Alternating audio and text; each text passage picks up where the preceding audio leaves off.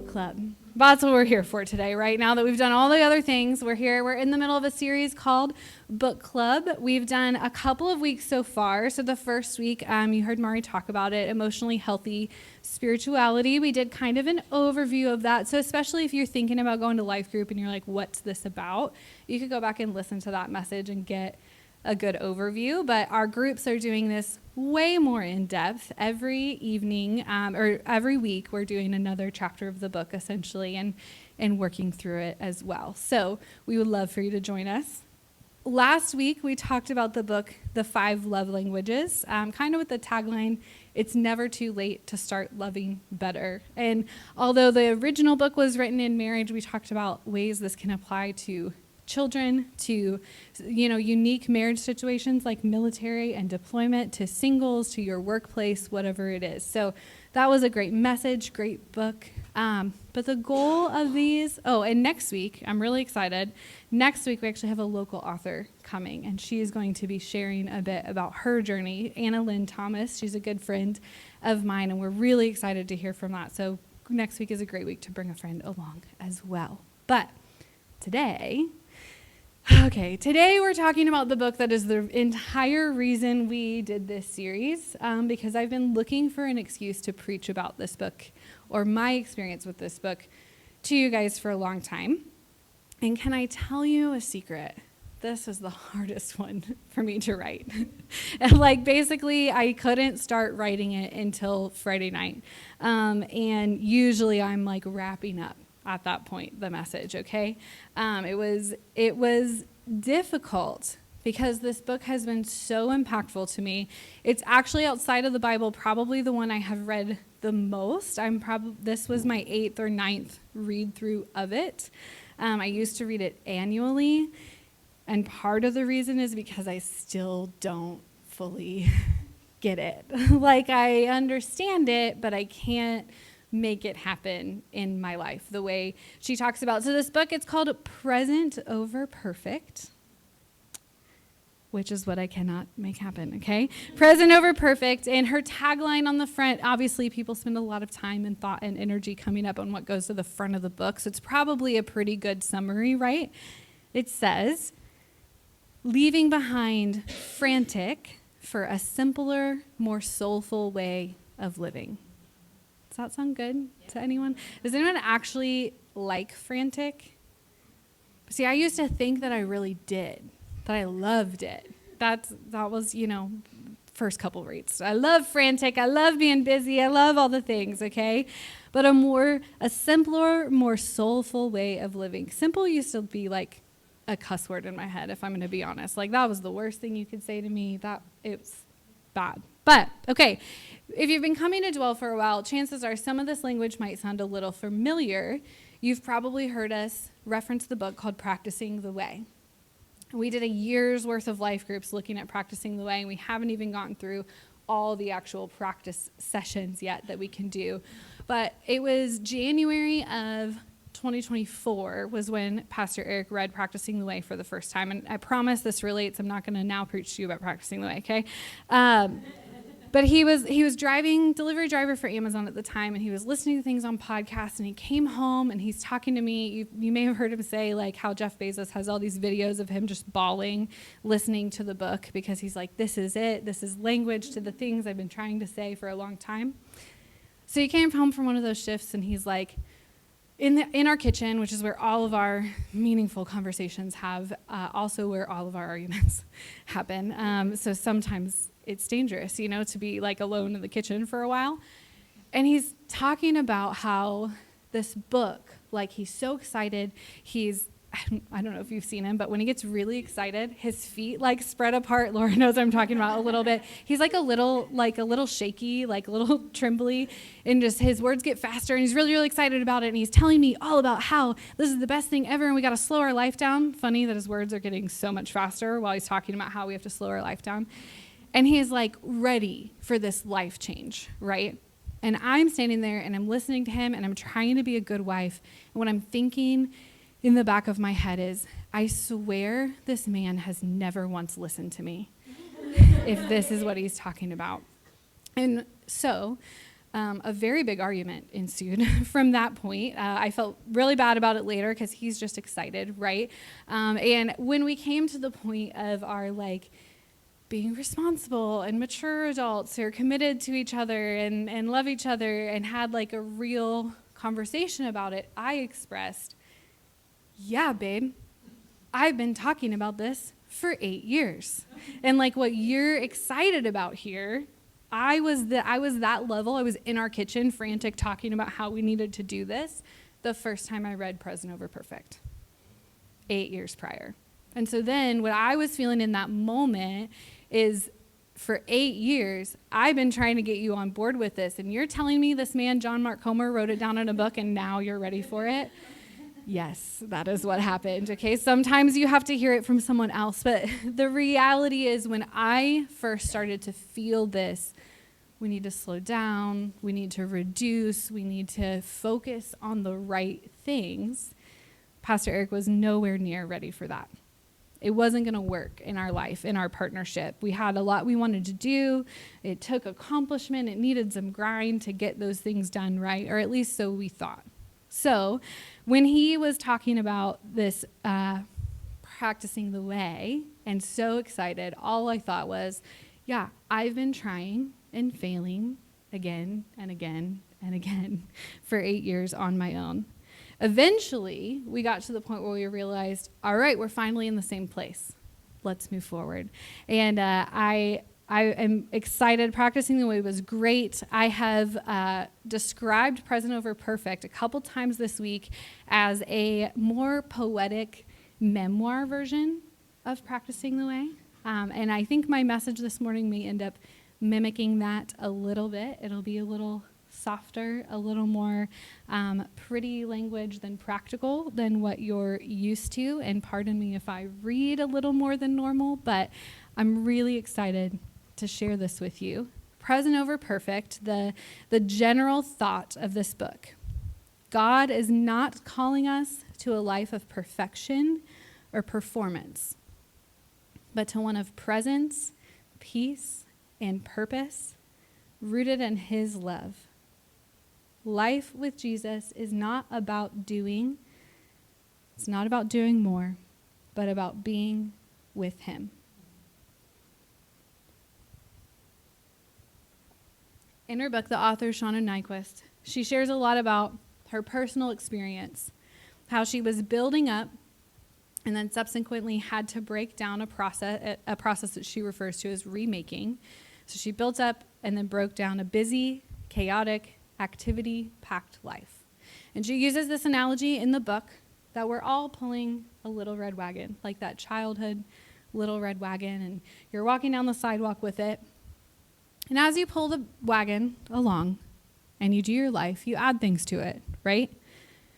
You add jobs, you add relationships, obligations, activities, puppies, children, all the groups to be a part of, tasks, promotions, kids' sports, owning a home, church activities, personal development, professional development, volunteer opportunities, picture days, help with a project, helping someone move, PTA, promotions, marital responsibilities, and we just keep adding to these wagons, right? And nothing in that list is bad.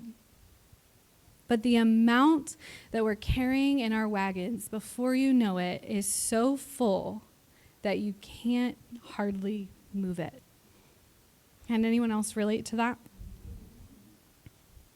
So this book, Present Over Perfect, and this message, because of that, is an invitation. It's an invitation to come to the realization that you don't have to live with your wagon overflowing. Shauna says it this way in the book: you don't have to damage your body and your soul and the people you love most in order to get done what you think you have to get done. Whew, guys, okay. We're going to make it. All right. We live in a culture that has built idols and altars to hustle, success, achievement, climbing the ladder. But what happens when you're done with the hustle? What happens when you've achieved what you set out to do? A couple of things. You find something new. Here's the next hustle, right? Here's the next thing I need to do because that wasn't actually it. When I got here, I wasn't actually where I wanted to be. So now, here's the next thing, right? Here's another one. You get everything, you realize what it was, and then you realize your soul is empty. It didn't fulfill what you thought it was going to fulfill. There's a third path I know I've been on way more often. I've seen others on often. And it's that in the hustle, you push so hard that eventually you burn out. But like, not just, I'm burnt out, I need to take a day and sleep. Like, burn out so completely that your life has crashed and burned around you, and you don't know what to do next. This is not a good way to live, right? It's not how we were designed. Part of the reason that happens, that tension happens, is because we were not designed to carry the amount of things we are trying to carry every day. This is the trap of perfection and performance. And at the core of this lifestyle, there's two sins that are majorly at play. I'm sure they are not the only ones. This is just an observation. And while they may not play out exactly this way for you, I imagine if you're identifying with this message, these two are likely in there somewhere. The first is gluttony. When I think of gluttony, what I picture is like Marie Antoinette and her, court of royals, overindulgent, overdressed, overfed, telling the peasants to eat cake, right? That's the picture in my head. Usually gluttony is tied to food for me, I think, for some reason. But gluttony is this need to have all of it. Yeah. So it's also never missing anything. Can't have FOMO, right? It's the need to be in every single club, at every party, try the new restaurant, travel to all the hottest places, wear all the trending clothes, make sure my kids have those every month they're growing or every holiday picture kind of things. It's like I have to have it all. I have to do all of it. That picture perfect used to be the white picket fence, and I don't think that's the illustration anymore, but I'm not sure what it is. But I have to have it all the way it's supposed to be, the way other people will look at it and say, they've got it. I gotta have all of it. But really, gluttony is a means of escape. It's a numbing. It's a, this feels good, so I'll do this instead of dealing with this, right? The other one that's at play is pride. And I think a lot of us have dealt or are a little more familiar with the fact that we deal with pride at times. It's a little more common to talk about that even in church settings. But it was interesting to me the way Shauna describes this is that pride is associated with the drive to keep going. That it is to prove to others. It is not just, I always picture pride as this inner I did it, me kind of thought, but that it is driven in order for others to see how good that I am most of the time. So I'm going to keep going. I'm going to go for one more promotion. I'm going to add one more thing to my business. I'm going to definitely be there for that one more friend. I'm going to be the one that delivers this meal because people will see that I delivered this meal and know how good of a person that I am. I'm going to add more letters behind my name or more great stories about the adventures that I had so that I can be looked up to, or that one more blue ribbon or one more picture on social media. This drive to prove has so many of us with our little red wagons filled to the brim while we trudge along just trying to put one foot in front of the other and keep moving forward in the life that we have set up for ourselves. Let me ask you, in this life, who is it that you're trying to impress? Do you want to continue to live the way you are living right now today? The way you have set your life up? Is it possible, if your answer is no, that instead of adding more things in order to improve your life or achieving more things to get where you want to be, the answer might be doing less? God has made each and every one of us completely unique, with a completely unique design, a unique purpose, a unique capacity. You have the ability to make your life as fast or as slow as you want it to be. You have the ability to make your life as heavy or as light as you want it to be. No one else has the ability to make that change. Only you have the ability to adjust the weight and the speed of your life. What's important is, are you making those decisions on your own, or are you making them with your Creator in mind? I know too often I have made them on my own, and while they look good here, they are not good here. I think we often picture that God is standing around waiting to give us a report card, right? Or waiting to give us a gold star for something. We picture God like the school system, like we're the achievers and we have to figure it out. But that's not what he's doing. God is standing around in order to be in relationship with you. His presence here, the reason he pauses, the reason he stays, is relationship. He wants to live in harmony with you, and he wants to dwell together with you. You see, Psalm 46 is one of those passages that's full of beautiful language that reminds us not only of God's power, its balance with our capabilities and how we can partner together. And I'd encourage you that you would open up your Bible at some point and read through this passage as a whole. But today I'm going to do something we don't do that often, but I'm going to pull just a few language pieces from this that bring this idea out. Now, quick teaching tangent. I am not pulling passages that are going to change the context of the overall message. I'm just pulling the passages that highlight what we're talking about today. So Psalm 46, there's 3 things in here. God is our refuge and strength. He is an ever-present help in trouble. God is our refuge and strength. He is an ever-present help in trouble. When was the last time you felt in trouble and your first response was God? Not the coworker who you could moan to about what was going on, not your partner, not your friend, not whoever you like to gossip with. When was the first time when you were in trouble, God was the first and immediate response? God is within her. She will not fall.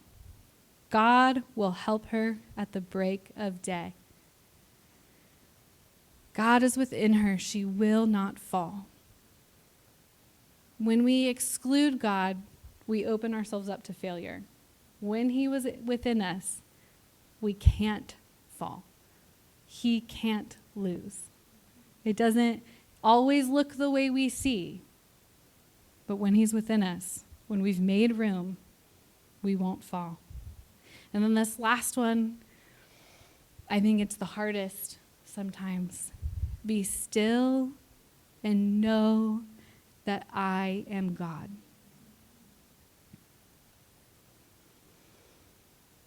You are not God. He is God. Be still and rest in that. And know these things right above that are there for you. If he's within you, you cannot fall. He is there for you.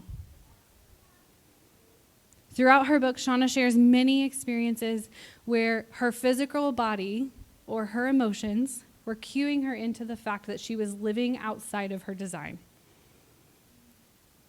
At one point, when she was traveling, speaking, she was throwing up before every single sermon she delivered, every plane she got on, every writing deadline she had. And her response in these several instances was, it's no big deal, it just happens. I'm just a little stressed. She missed the cue.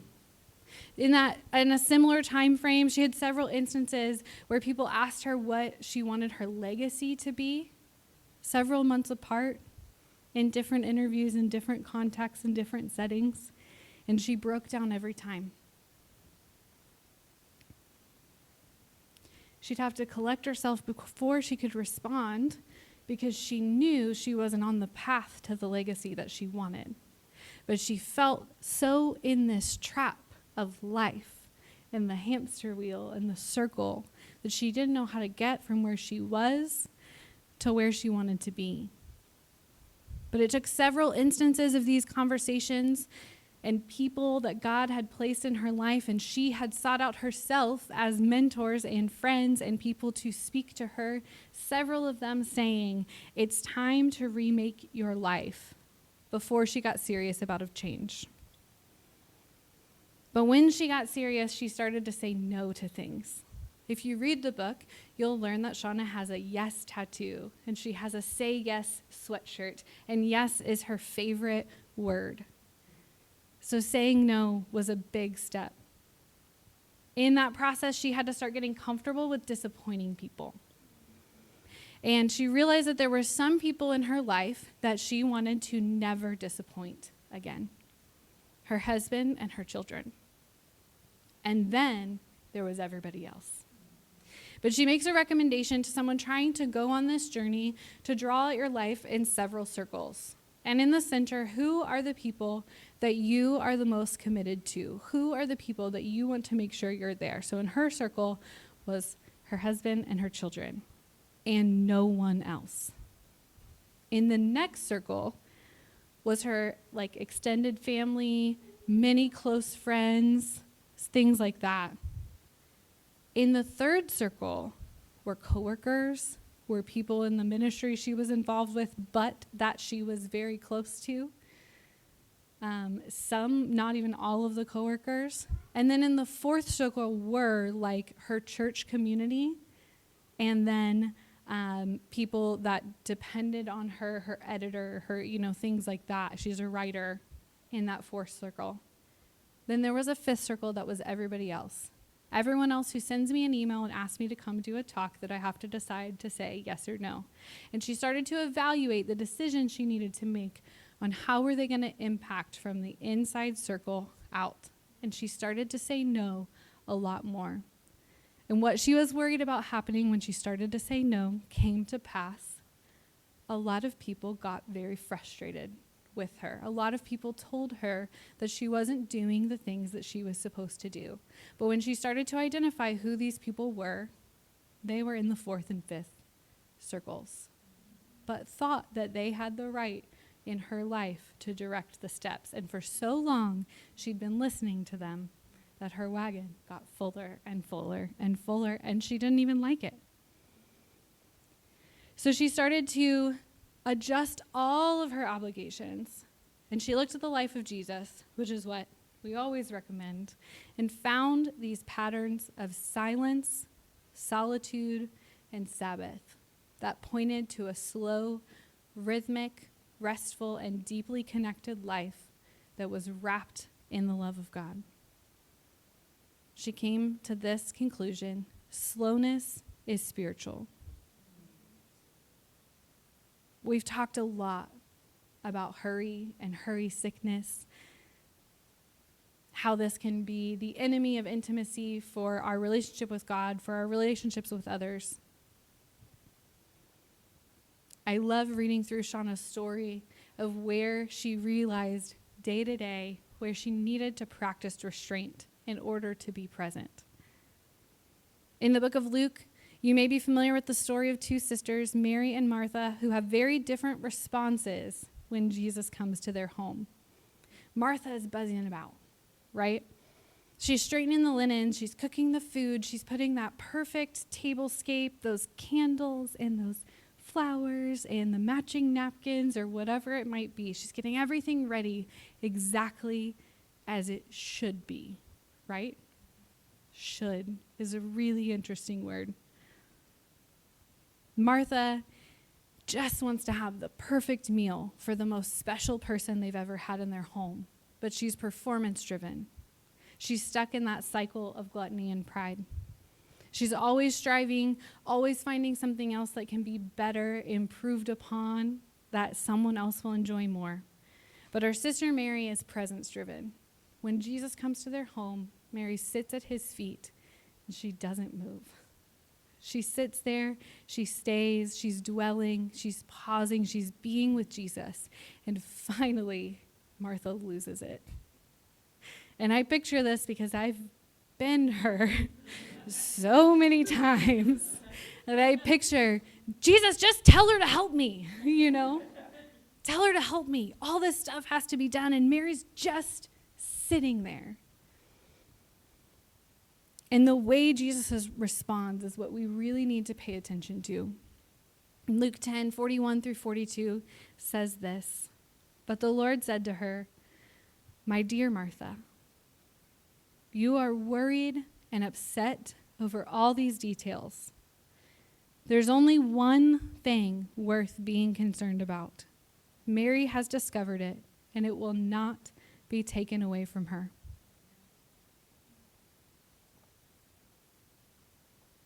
A few years ago, before Dwell was a thing, I rarely had the opportunity to speak on a Sunday morning, but there was one time, 5 or 6 of us girls, we were going to have 5 to 7 minutes, and we were supposed to pick the woman we admired the most in the Bible. And I remember coming to Eric. It was another one of those kitchen conversations, and I was so excited, and I was telling him, listen, I have this really unique thing. I feel like God gave it to me. All these buzzwords, right?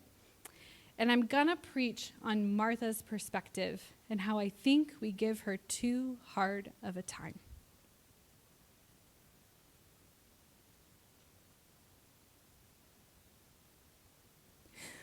I wanted to tell people there's a lot of work to be done, and some of us just have to do it. Some of us just have to muscle down and do it. I remember telling him that, sorry guys, that not everyone gets to rest.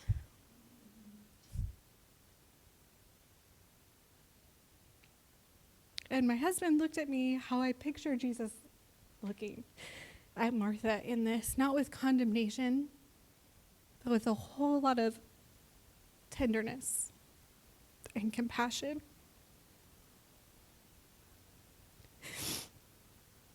And I remember this really vividly because I'm pretty sure I saw the moment that his heart broke for where my brain was, for where my life was. Because my little red wagon was so full, it had sunk down into the mud, and there was no moving it. You might as well have poured cement around it. And he said something really wise that I'm glad I listened to about how if it hasn't been preached before, by this point, there's a really good chance it's not biblically sound. So I went on and I preached a great message on Hannah and her prayerfulness, and it was really good and received well. And I completely missed the fact that I was ready to preach the exact opposite of Jesus. For a while, I missed it. He says there is only one thing worth being concerned about, and Mary understood it. My question today is, do you? God calls us to live out of belovedness, not busyness. We don't earn God's love by doing more. His love is a gift. It's been freely given to us. We don't have to do a single thing to earn it. It's readily available at any time, and we can choose to sit down at his feet and receive it. Worship team, you can go ahead and come forward. Shauna opens her book with this thought. She says, "This is a love story, like all my favorite stories. It's a story about letting yourself be loved in all your imperfect, scarred, non-spectacular glory. And it's the single most profound life change I've yet encountered." Somewhere along the way, Shauna realized that people loved her more for her productivity than her presence. Not everybody, but especially those people in the outside circles. And it brought about a question for her that we should all ask ourselves. Do you believe that you are already loved, even when you're not producing? Do you believe that God loves you simply because you are you? I've tried to say yes more to the presence moments and no more to the tasks. Thursday evening was one of those times after life group had left our house. Instead of cleaning up, instead of going to my computer to work on this message, my husband and I sat outside and we shared a cigar and we enjoyed some whiskey in the cool night. It's one of our favorite things. And we had some really good conversations. And I confessed to my husband the reasons I'd been struggling to write this message, even though it was the one that inspired the series. And I realized in this conversation, I had realized it before, but I shared with him that it's been exactly 1 year this week since I went on a journey to remake my life. When Pastor Aeric read Practicing the Way that we talked about at the beginning, what it led to was me quitting my job that I had built, that I had hustled for, that I had worked. And there's a whole other message I preached about that last year. You can go listen to. I don't want to get stuck here. The point is, a year out, I thought it'd be farther. I thought that time that we said yes because God was so persistent of my heart that it'd be farther along. You see, the risk at that time was our family of 5 trying to learn how to stay afloat on a small stipend from this church and nothing else.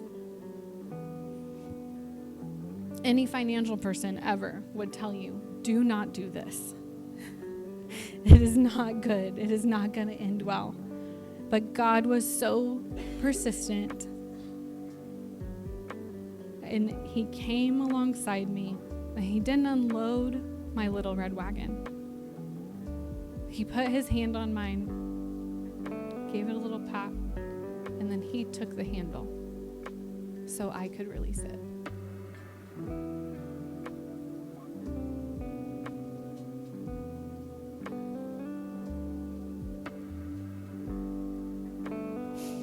But a year later, I was set up cement around that thing again.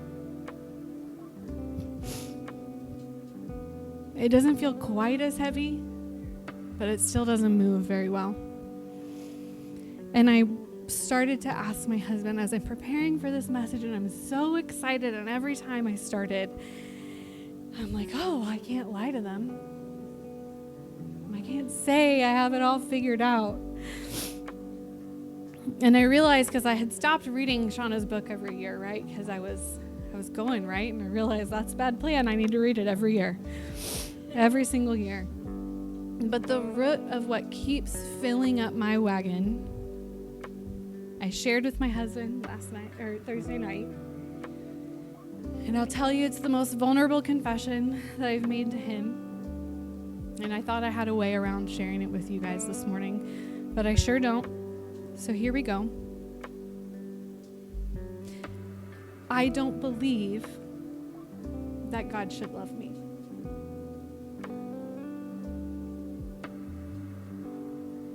Because I know who I am. I know the things I keep doing. I know all the ugly thoughts. I know all the things I try to avoid. all the ways I push him out and put other things in the way, then I have a really hard time believing that he could love me the way the Bible says.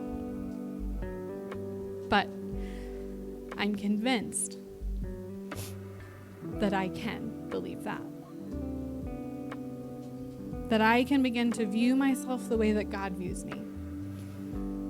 That I can step fully into the intricate, unique design and plan that he has placed just for me. In order to do that, I have to continue the hard work of building a life that values present over perfect.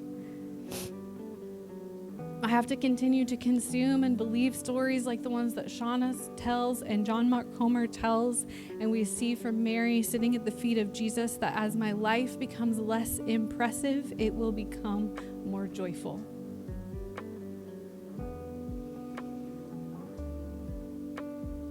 And I wonder if there's anyone else interested in going on this kind of journey, on remaking our lives, emptying our little red wagons of all the things that we should do, the things that should be there, so that there's room for them to carry the things that are good to be there. John 15:5 says, "Yes, I am the vine, and you are the branches. Those who remain in me and I in them will produce much fruit. For apart from me, you can do nothing." God is the vine, we are the branches, and he's promising us, if we remain in him, if we choose him, if we build a life structured around him, it will bear much fruit.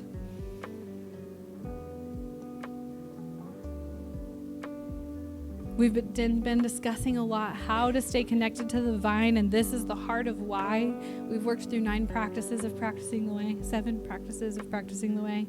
We're going through emotionally healthy spirituality, but there's a very fine line of even those things becoming doing rather than being, becoming a checkbox instead of an attitude, a release to God. Being present is about cultivating margin, simplicity, and simple rhythms. To be connected to the vine, to remain, you have to work on the practice of Sabbath first. Sabbath is the regular, intentional practice of pausing and resting with God. There are recommended ways of the best version of it. You don't have to do that. Present over perfect. Can you find an hour of Sabbath? Can you find an intentional way to rest and delight in his presence? Shauna calls her Sabbath more lake time, more long dinners, more vulnerability. Because all the spiritual practices in the world don't make a difference if we can't grasp how God loves us. So I'm going to end today's message reading some of the words he says about how he loves us. The truth is, we'll never have a full understanding of this. We're not God. We're not supposed to get it all the way. But he created us in his image so that we could get it enough to remain in the vine, to live alongside him, and to understand in a wonderful and overwhelming way just how much he cares for us. So let's go ahead and stand.